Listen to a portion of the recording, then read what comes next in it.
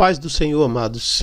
Nós vamos dar continuidade aqui nesse texto, né? Nessa próxima aula, nós vamos nos aprofundar um pouquinho mais no primeiro sermão de Cristo para a humanidade naquela época, a multidão. Nós vimos no capítulo 5 o compêndio doutrinário de que é composto o Sermão do Monte, onde ele já começa a dar algumas orientações, falando sobre as bem-aventuranças, falando sobre os relacionamentos e algumas coisas que são fundamentais, que eram carregadas naquela época como valores, né, principalmente pelos religiosos, escribas, fariseus, saduceus, zelotes e essênios, né, que eram as seitas judaicas da época, que estavam na época, né. Atualmente, algumas dessas seitas ainda existem, mas não é tema do nosso estudo, é tema de um outro momento, de um outro treinamento, de um outro curso, né, que está para ser lançado. Mas nós vamos falar aqui agora sobre o Evangelho de Mateus, onde contém uma série de outras orientações, né, dadas pelo próprio Jesus Cristo acerca do nosso comportamento, de como nós devemos lidar com as coisas do nosso dia a dia e que são propostas diante de nós. A primeira orientação que Cristo dá é sobre como fazer caridade, ou seja, como dar esmolas especificamente. No versículo 1 ao 4, ele fala sobre isso, onde ele diz assim, tenham cuidado de não praticar as obras de justiça diante dos outros para serem vistos por eles. Se fizerem isso, vocês não terão nenhuma recompensa do Pai Celestial. Portanto, quando você der esmola, não anuncie isso com trombetas, como fazem os hipócritas nas sinagogas e nas ruas, a fim de serem honrados pelos outros. Eu lhes garanto, eles já receberam sua plena recompensa. Mas quando você der esmola, que a sua mão esquerda não saiba o que está fazendo a direita, de forma que você preste a sua ajuda em segredo, e seu Pai, que vê o que é feito em segredo, o recompensará. Então, aqui não fala somente da forma como você deve ser caridoso, dar esmolas, né, ajudar as pessoas mais necessitadas, mas fala também da recompensa que isso faz, e ele faz uma comparação interessante aqui, que a Bíblia fala, que quando você anuncia isso, você está dando e está dizendo que está dando. A Bíblia te compara com uma pessoa hipócrita. Jesus chama essas pessoas de hipócritas, porque quando você fica anunciando as coisas que você está fazendo, significa que você está buscando honra dos outros, você está buscando reconhecimento dos homens, né? É evidentemente que o homem ele carece, ele necessita do reconhecimento do homem, mas o reconhecimento deve ser fundamentado nas suas habilidades e capacidades, né? Nas suas competências, e não naquilo que você faz por outros. Principalmente os necessitados, os fragilizados, os que estão carentes de ajuda, de apoio. Esse tipo de comportamento é o tipo de comportamento que não é aprovado por Deus, não é aprovado por Cristo. A palavra execra esse comportamento e coloca ele como se fosse a hipocrisia, né? E a segunda coisa é que muitos buscam recompensas humanas, e a recompensa humana é uma recompensa passageira. O apóstolo Paulo chama de corruptível, que se corrompe com o tempo. Nós precisamos aprender, ou a Bíblia ensina, que nós devemos buscar a recompensa do Pai, porque a recompensa do Pai, ela traz de fato uma coroa incorruptível. Então, se nós fazemos o que tem que ser feito de bem, sem precisar alarde, Jesus fala até em segredo, e você vai verificar isso ao longo do ministério de Jesus, quantas e quantas vezes ele promoveu cura e disse para que não fosse feito nenhum tipo de alarde, nenhum tipo de barulho em cima daquilo que ele está fazendo, né? Por quê? Porque a recompensa, de fato, que é importante na nossa vida, é a recompensa que vem do Pai. Segundo ponto é como orar. Importantíssimo, o relacionamento do homem com Deus, ele deve ser fundamentado de uma forma correta, né? Os homens começaram a, até hoje, né, em função da entrada do pecado, acham que podem se relacionar e fazer as coisas da sua própria maneira. E de fato podem, eles têm esse poder. Agora, se isso vai ter eficácia, é diferente. E a palavra de Deus diz que Jesus ensina como orar. Olha só, primeiro, e quando vocês orarem, não sejam como os hipócritas. Mais uma vez, Jesus faz uma analogia, faz uma ligação, né, com os hipócritas. E esses hipócritas eram os religiosos da época, fariseus e saduceus e escribas especificamente. Então ele diz assim, não sejam como os hipócritas, eles gostam de ficar orando em pé nas sinagogas e nas esquinas a fim de serem vistos pelos outros. Eu lhes asseguro que já receberam sua plena recompensa. Ou seja, esse tipo de oração que muitas vezes é feita, aqui Jesus está falando nessa época, eles ficavam talvez gritando, falando bem alto nas esquinas, como se quisessem expressar ali a sua espiritualidade, seu relacionamento com Deus. Na verdade, ela não tem valor diante de Deus, porque o objetivo ali é mostrar para os homens a seu redor que você é espiritual, ou que você se relaciona com Deus, ou que você ora. Então Jesus diz que esse tipo de oração não é uma oração que deva ser feito. Ele diz assim, para não ser como os hipócritas que oram desse jeito. Mas ele aí começa a falar de que forma a oração ela é mais eficaz. Ela diz assim, mas quando você orar, vá para o seu quarto, feche a porta e ore a seu pai que está no secreto. Então seu pai que vê no secreto, ele te recompensará. Então, mais uma vez, Jesus ele nos ensina que é preciso ter um momento de segredo com Deus. E a oração, ela não é algo que os homens precisem saber, porque você não está orando para os homens, mas você está orando para Deus. E essa ação, essa atitude, esse comportamento de orar a Deus é quem vai estabelecer, gerar, produzir a recompensa, ou seja, a atenção de Deus e a sua resposta. A segunda orientação que Jesus faz sobre oração, agora já não é mais como os hipócritas, mas ele fala como os pagãos, como as pessoas incautas. Então ele diz assim, e quando orarem, não fiquem sempre repetindo a mesma coisa como fazem os pagãos. Eles pensam que por muito falarem serão ouvidos. Não sejam iguais a eles, porque o seu pai sabe o que vocês precisam, antes mesmo de o pedirem. Mas uma orientação importante aqui, Jesus fala sobre a oração. Ela não deve ser o tempo todo de repetição, né? Nós vimos aí algumas práticas que nós vemos aí da repetição de rezas, de oração, de mantras, e nada disso tem valor diante de Deus. Por quê? São vãs repetições, e Deus, a palavra de Deus diz que não é por muito falar que seremos ouvidos. Mas por quê? Porque Deus ele sabe que a gente precisa antes mesmo da gente pedir. Tudo que ele quer é simplesmente que a gente peça. Basta orar dentro de uma singeleza e simplicidade. Não é necessário nenhum tipo de ação especial. E aí Jesus ele faz um modelo de oração, né? Esse capítulo ele tem a oração mais conhecida de toda a humanidade, que é a oração do Pai Nosso, onde ele fala aqui um modelo de oração, e esse modelo de oração nós vamos destrinchá-la agora aqui nesse estudo. Vamos lá. Então nós vamos parte a parte. A primeira parte da oração é a parte da adoração. Ele diz assim, vocês orem assim: Pai nosso que estás no céu, santificado seja o teu nome. Então um momento de adoração, de louvor a Deus. Esse é o primeiro passo da oração. O segundo passo da oração, Jesus diz assim, que você deve atrair a vontade e o reino de Deus. Lembrar que a palavra reinar é governar.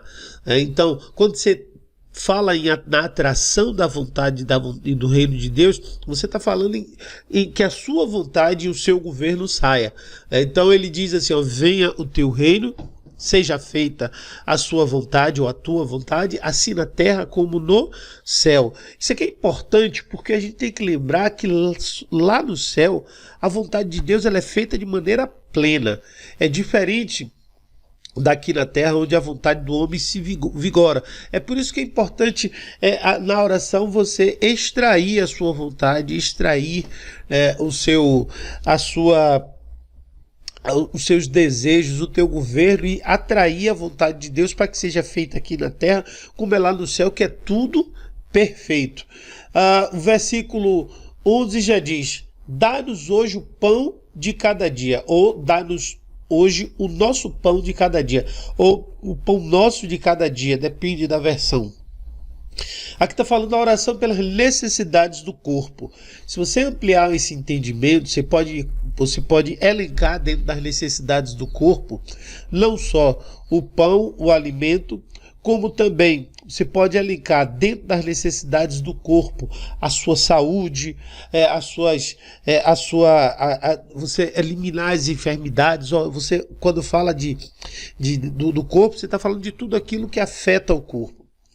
O segundo tópico da oração de Jesus fala da oração das necessidades da alma, quando ele fala: perdoa as nossas dívidas, assim como nós perdoamos os nossos devedores. Ele está falando aí de necessidades do ser de forma interior, onde essas dívidas, em algumas traduções, têm ofensas, ou seja, áreas da nossa alma que não podem ser alcançadas pelo alimento, mas somente pelo perdão. E a palavra fala de perdão.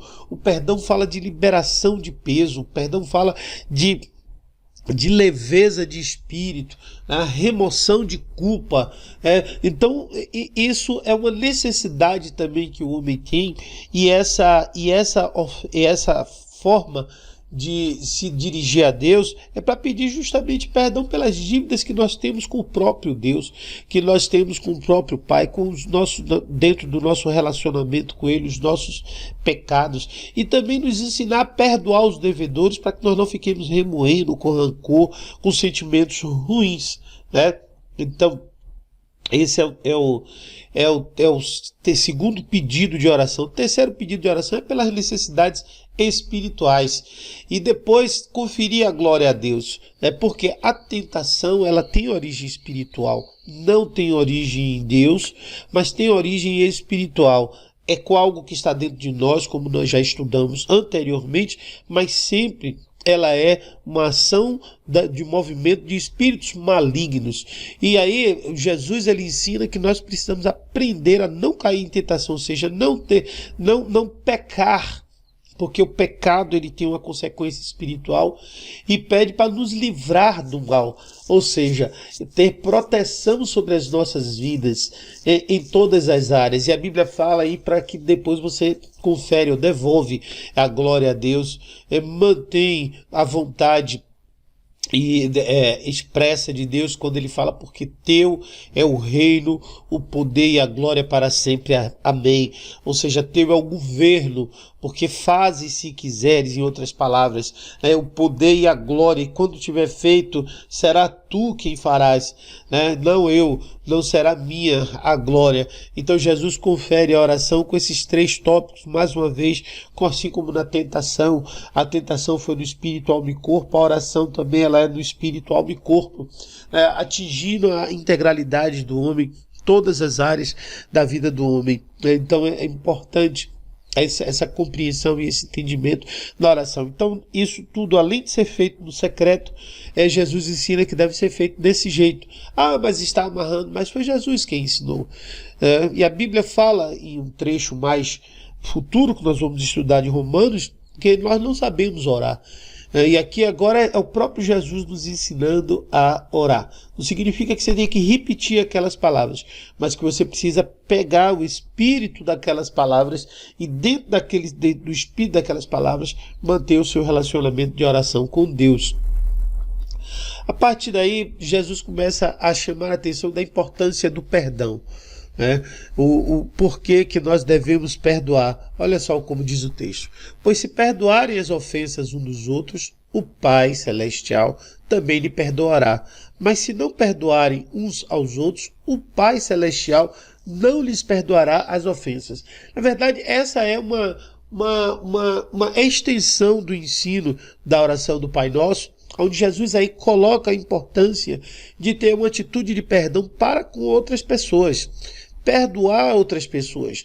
Perdoar pessoas que nos ofendem. Perdoar pessoas que nos agridem, perdoar pessoas que nos fazem mal, porque nós temos essa mesma relação com Deus. Quantas vezes nós ofendemos Deus com as nossas atitudes, com a nossa negligência, né? com a nossa desatenção aos princípios da palavra de Deus. Mas a Bíblia fala, irmãos, aqui que apesar de tudo isso, apesar de todo esse processo, certo? Deus ele nos perdoa, e por conta disso nós precisamos também aprender a perdoar, né? Aqui a Bíblia fala também sobre a outra disciplina espiritual chamada jejum, que é fundamental, né? Então o jejum era muito praticado nessa época, me desculpem. Nessa época, então judeus, fariseus, os discípulos de João, e nós vamos ver isso um pouquinho daqui mais nos próximos capítulos, como isso era uma coisa muito presente na vida deles, eles praticavam o jejum constantemente, semanalmente, né? E essa prática do jejum era feita às vezes de forma de alarde, né? Como se quisesse chamar a atenção. Da mesma forma que as esmolas e que a oração, que são práticas espirituais também. Então Jesus, ele aqui mais uma vez ensina como jejuar. E ele diz assim, ó, quando jejuarem, não mostrem uma aparência triste como os hipócritas. Mais uma vez, relacionando as pessoas que querem demonstrar as suas práticas espirituais com hipócritas, com hipocrisia. Pois eles mudam a aparência do rosto a fim de que os homens vejam que eles estão jejuando. Eu lhes digo verdadeiramente que eles receberam sua plena recompensa. Ao jejuar, ponha óleo sobre a cabeça e lave o rosto, para que não pareça aos outros que você está jejuando, mas apenas a seu Pai que vê no secreto, e seu Pai que vê do secreto o recompensará. Toda atitude espiritual que nós temos, irmãos, toda disciplina espiritual, ela é feita para Deus. Então não há necessidade de você fazer demonstração para os homens. Isso é o ensino da Bíblia. Isso é o ensino de Jesus. Eu sei que a religião e a prática religiosa, às vezes, invade o coração do homem, e dentro da religião, você tem, algumas pessoas acabam adquirindo determinados status dentro da igreja, para manutenção desses status, acabam tendo atitudes que são desagradáveis a Deus. Então é importante que se aprenda e que se pratica da forma como Jesus ensina, porque assim você terá a eficácia das suas ações. Então o jejum, certo, deve ser dessa forma. Quando ele fala põe o óleo sobre a cabeça e lave o rosto, significa o seguinte: não demonstre às pessoas que você não está bem. E o óleo é sempre uma representação, um tipo do Espírito Santo, deixar que o Espírito Santo faça essa obra em tua vida e não os homens, né? Versículo 19 a 21, Jesus fala sobre o verdadeiro tesouro, que realmente tem valor para Deus. E a Bíblia fala assim, ó, não acumulem para vocês tesouro na terra, onde a traça e a ferrugem destrói, onde os ladrões arrombam e furtam, mas acumulem para vocês tesouro nos céus, onde a traça e a ferrugem não destrói, onde os ladrões não arrombam e nem furtam.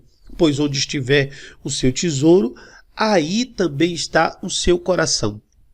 Essa é uma orientação importante e que a gente não deve confundir o fato de não acumular tesouros na terra com não ter uma vida de prosperidade. A Bíblia não fala isso. A Bíblia fala que é você não ter avareza, amor por aquilo que você pelas coisas aqui do mundo. Existem pessoas que amam as suas joias mais do que a Deus. Existem pessoas que amam o seu dinheiro mais do que a Deus. Existem pessoas que amam as coisas desse mundo de uma forma tão contundente, né? Que eles fazem qualquer coisa. Hoje nós vemos as guerras no mundo, tudo isso tem a ver com tesouros, né? Com coisas que eles consideram como valiosas, né? E a Bíblia nos ensina sobre o que realmente tem valor.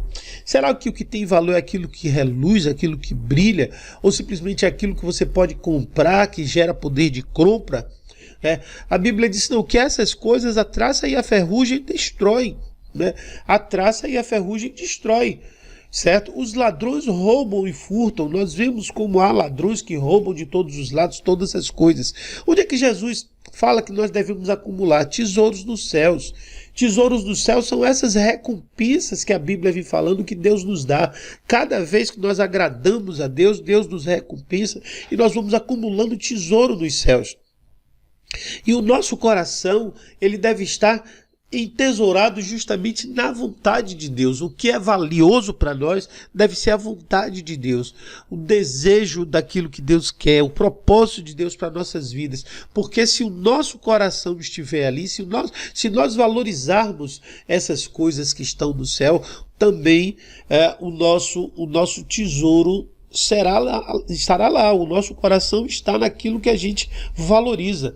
Então a palavra nos ensina isso. Se você valoriza as coisas de Deus, se você valoriza os tesouros, a palavra de Deus, as coisas que vêm lá do céu, então isso agrada profundamente a Deus e lá vai estar o seu tesouro que você vai cultivar eternamente na glória com o Pai, né? Como é que você vê as coisas ao seu redor? Isso tem uma importância muito grande na Bíblia, porque o que você traduz do mundo vai ser o seu comportamento interno, ou você traduz o mundo pelo que há dentro de você. E aí Jesus começa a ensinar assim, dizendo: os olhos são a candeia do corpo. Se os seus olhos forem bons, todo o seu corpo será luz. Mas se os seus olhos forem maus, todo o seu corpo será cheio de trevas. Portanto, se a luz que está dentro de você são trevas, tremendas trevas são. Jesus aqui fala o seguinte, né? Como é que você vê as coisas fora de você? Elas são exatamente aquilo que há dentro do seu corpo. Se você é uma pessoa com malícias, com maldades, com malignidades, é porque o seu corpo está cheio de trevas. Mas se você é uma pessoa cuja visão sobre as coisas sempre é pelo lado bom, é porque o seu corpo está cheio de luz. Então, isso vale para a saída como vale para a entrada também. Então você quer ter luz no corpo, então coloque coisas boas diante dos seus olhos. Mas se você não liga para isso, e as trevas podem ser algo para a tua vida, então, querido, então, amado, é possível, né, que seu corpo esteja então lotado de trevas. Então toma cuidado com a forma como você olha as coisas, como os seus olhos conduzem, porque isso vai refletir o que há dentro de você. Mas se você quer mudar aquilo que há dentro de você, também mude aquilo que está diante dos teus olhos, né? Versículo 24 está falando de servir a dois senhores. Olha aí, a Bíblia fala o seguinte: ninguém pode servir a dois senhores, pois odiará a um e amará ao outro, ou se dedicará a um e desprezará o outro. Vocês não podem servir a Deus e ao dinheiro. Nós não podemos servir ao dinheiro. O dinheiro tem que estar a nosso serviço, mas nós devemos servir a Deus, porque Deus, ele tem uma recompensa muito mais valiosa do que o dinheiro pode nos dar. O dinheiro te dá coisas, como Jesus fala ali atrás sobre o tesouro, né? Os tesouros, coisas que perecem, mas Deus nos dá coisas que são eternas. Então nós precisamos aprender a valorizar, a controlar o dinheiro e ser controlados por Deus. A partir de agora nós vamos ver um trecho importantíssimo, né, que é justamente onde o homem deve colocar a sua preocupação, ou com o que ele não deve se preocupar. Porque isso vai expressar a confiança dele com Deus.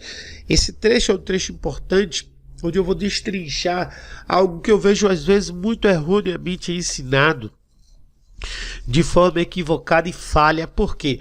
Porque coloca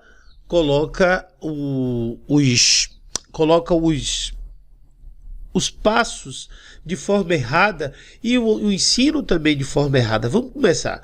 Olha só o que diz assim: ó. Portanto, eu lhes digo, não se preocupe com suas próprias vidas quanto ao que comer ou beber. Então, olha só, preste atenção nisso aqui que Jesus fala, comer ou beber. Basicamente, irmãos, todas as coisas começam por aí. Existe um estudo chamado foi feito por um cidadão chamado Maslow, no qual ele criou a pirâmide de Maslow. E a pirâmide de Maslow fala das pirâmides das necessidades humanas, onde a primeira necessidade são essas duas aqui, ó, ou três, né? Vamos dizer assim: comer ou beber e vestir. Porque essas necessidades, elas tratam da necessidade de sobrevivência humana. Então vamos ler. Por isso eu lhes digo, não se preocupem com suas próprias vidas quanto ao que comer ou beber, nem com os próprios corpos quanto ao que vestir. Não é a vida mais importante do que a comida e o corpo mais importante do que a roupa? Então aqui, ó, olha aí, Jesus ele fala que é uma preocupação na época, né, até hoje acontece essa preocupação com a comida e com as vestes. As vestes estão relacionadas à proteção, né? Então as vestes, elas inicialmente eram utilizadas para proteção e não para cobrir a nudez, mas para se proteger do frio, do calor, coisas relacionadas a isso. Então aqui Jesus ele começa a falar que esse não deve ser um motivo de preocupação. E ele começa a mostrar o porquê. Primeiro, o alimento. Ele diz: observe as aves dos céus, não semeiam, não colhem, não armazenam em celeiros, contudo o Pai Celestial as alimentam. Não tem vocês mais valor do que elas? Por quê? Porque a Bíblia diz que as aves foram feitas para o homem. Então, se Deus alimenta as árvores, não vai alimentar o homem, não vai cuidar do homem. Esse é o primeiro ponto, né? O segundo ponto, a Bíblia diz que Deus cuida de tudo. Versículo 27 diz assim: ó, quem de vocês, por mais que se preocupe, pode acrescentar uma hora que seja a sua vida? Jesus aqui está ensinando que a vida do homem está nas mãos de Deus e não nas suas próprias mãos. E ele continua, agora ele já fala sobre o vestuário. Por que se preocupam vós com suas roupas? Ou por que vocês se preocupam com roupas? Vejam como crescem os lírios dos campos. Eles não trabalham e nem tecem. Ou seja, ele mostra que Deus ele providencia toda a proteção, certo? Sem que haja necessidade da intervenção humana. Ele diz isso, ó, Deus é seu escudo, irmãos. Olha só como é que ele fala, ó, contudo eu lhes digo que nem Salomão no seu esplendor vestiu-se como eles. Se Deus veste assim a erva do campo, que hoje existe e amanhã é lançada no fogo, não vestirá vocês muito mais, homens de pequena fé. E é aqui que Jesus ele entra já na questão da fé. Se você não crê que Deus é capaz de proteger, cadê a sua fé? Então aí ele já faz um comparativo ao tamanho da sua fé, relacionada ao tamanho da sua confiança em Deus, a sua confiança no próprio Pai. E ele diz assim, descanse em Deus, né? Versículo 31 e 32, quando ele diz, portanto, não se preocupe dizendo que vamos comer, o que vamos beber, ou o que vamos vestir, pois os pagãos é que correm atrás dessas coisas, mas o Pai Celestial sabe que vocês precisam delas. E aí ele conclui dizendo, buscai em primeiro lugar o reino, ou seja, a vontade, o governo de Deus e a sua justiça, e todas essas, não é todas as outras ou todas as demais coisas, como se fala aí, mas é todas essas. O que são essas? Toda a proteção e toda a provisão que você precisa. Então a tua vida está nas mãos de Deus. Deus não vai lhe deixar faltar nada. E Jesus nos ensina isso. E ensina aquilo para aquele povo, para que o povo tenha compreensão e entendimento do quanto que eles devem colocar suas vidas na mão de Deus. E Jesus conclui mais. Não se preocupe com o amanhã, pois o amanhã se preocupará consigo mesmo. Basta cada dia o seu próprio mal. Ou seja, nós precisamos viver intensamente cada dia de nossas vidas e fazer o nosso dia naquele mesmo dia. Isso está correlacionado inclusive com a oração do Pai Nosso, quando Jesus disse o pão nosso de cada dia. Essa oração, esse momento aqui, ele combina muito com o Pai Nosso, porque Jesus disse: venha o teu reino. E ele conclui o ensino quando diz o quê?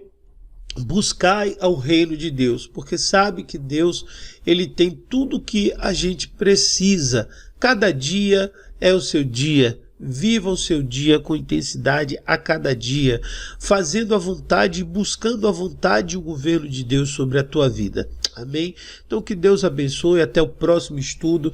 Nós vamos ter o capítulo 7, que já vai ser o último capítulo sobre o Sermão do Monte, onde depois nós vamos entrar no ministério de Jesus de uma forma mais aprofundada. Que Deus abençoe e até a próxima aula.